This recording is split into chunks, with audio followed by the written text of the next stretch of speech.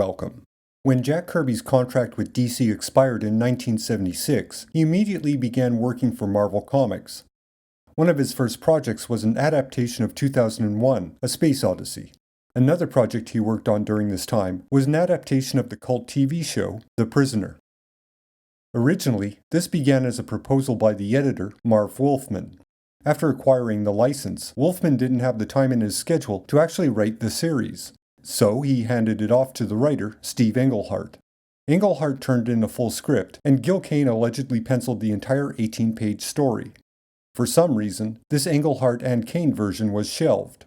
Stanley then assigned the project to Jack Kirby. In turn, Kirby wrote and penciled a full 17-page story.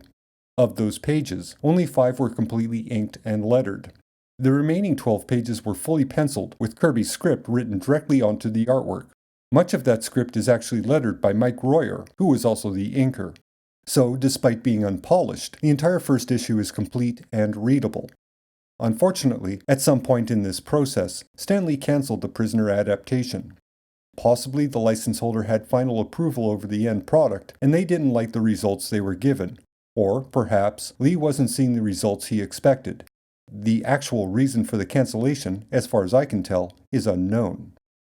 The story is a basic introduction to the prisoner. The lead character, number 6, resigns from his position, is abducted, and wakes up in the village. He wanders the village, questioning the locals and getting vague responses to his questions. Eventually he meets number 2, who gently interrogates number 6 concerning his resignation. It ends with a brief helicopter tour of the village and number 6's pledge to escape captivity. Anyone familiar with the TV show will recognize this as a loose, partial adaptation of the first episode, Arrival.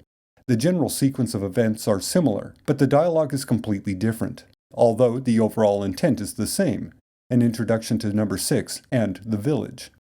Despite this being a project Kirby hadn't initiated, he does put in a significant amount of effort into faithfully reproducing the tone, atmosphere, and setting of the TV series.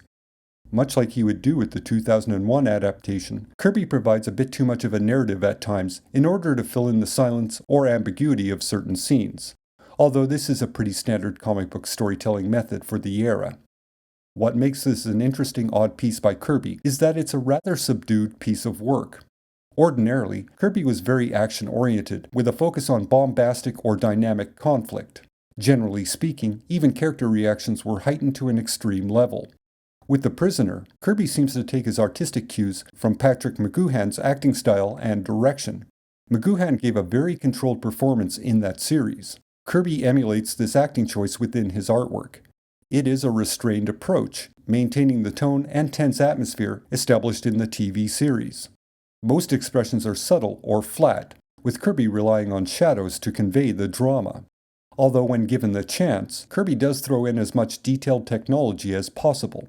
This works very well with the design choices made within the series. The TV show itself is very 60s, and it looks somewhat cheesy to modern eyes. However, Kirby's background designs flesh out the technology the TV show didn't have the budget to represent.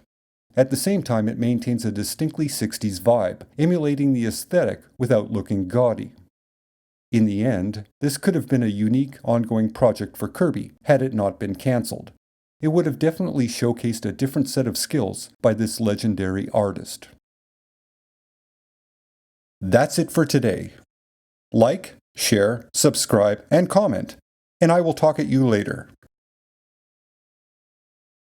Until next time.